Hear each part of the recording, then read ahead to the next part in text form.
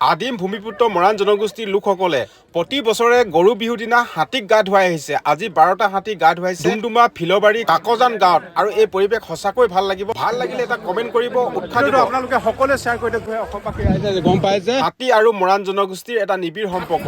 প্ৰতি ঘৰে ঘৰে এটা সময়ত হাতী আছিলে, কিন্তু এতিয়া কালক্ৰমত নোহোৱা হৈছে।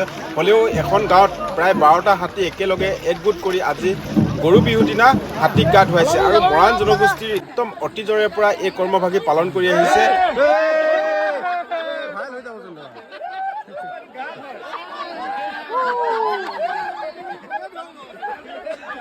হাজাৰ হাজাৰ ৰাইজ ওলাই আহিছে হাতী গা ধোৱা চাবৰ কাৰণে। যদিহে প্ৰথম আজি এনে পৰিৱেশ দেখিছে, তেতিয়াহ'লে এটা ভাল কমেণ্ট কৰিব বুলি আশা কৰিলোঁ। কেইটা হাতী গা ধুৱাব? আমি 28টা হাতী পৰিকল্পনা কৰিছিলোঁ, হয়, কিন্তু হাতীকেইটা বিশেষত্বে আমি জংঘলৰ পৰা উলিয়াই নিবৰ কাৰণে অসুবিধা হোৱাৰ কাৰণে আমি। আৰু এইফালে কণী যুঁজ হৈছে, পাইছে নাই? পাইছে। মজা মজা। আৰু এয়া আপোনালোকক দেখুৱাই আছে পৰিৱেশ।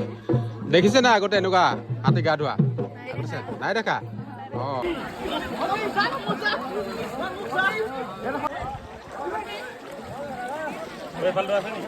চাবাহে দহ আছে।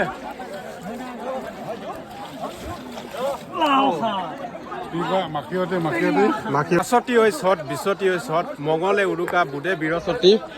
বিহু গৈ আছিলি ক'ত? আজি মৰাণসকলৰ গৰু বিহু। আৰু গৰু বিহু সমান্তৰালভাৱে আজি হাতীকো গা ধুৱাই আহিছে। মৰাণ জনগোষ্ঠীৰ এটা পৰম্পৰা। কি ক'ব?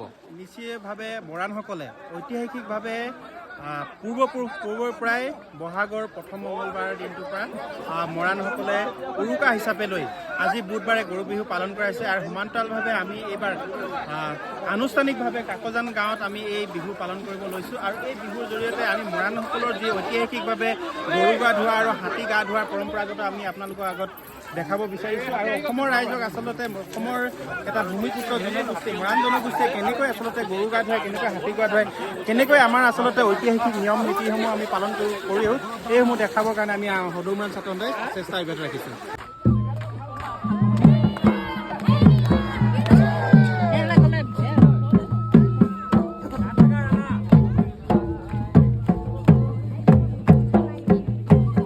হাতী আৰু মৰাণ জনগোষ্ঠীৰ এটা নিবিড় সম্পৰ্ক, আৰু এই কৰ্মভাগী বছৰে বছৰে পালন কৰি আছে বুলি নকয়?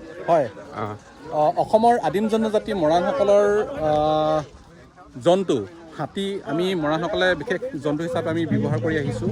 ঐতিহাসিকভাৱে আমাৰ মৰাণসকলৰ প্ৰতিটো ক্ষেত্ৰত ব্যৱহাৰ হয়।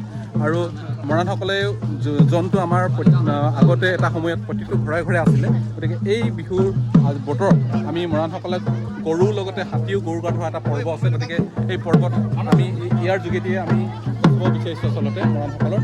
আৰু এই সুকীয়া কৃষ্টি সংস্কৃতিক আমি সুৰক্ষিত আৰু সংৰক্ষণৰ কাৰণে মৰাণ জনজাতি সংগঠনে আজি আনুষ্ঠানিকভাৱে আমি বিহু পালন কৰিছোঁ। গতিকে সকলো ৰাইজলৈ আমি আপোনালোকৰ চেনেলৰ যোগেদি মই মৰাণ বিহুৰ ওলগ জনালোঁ। আৰু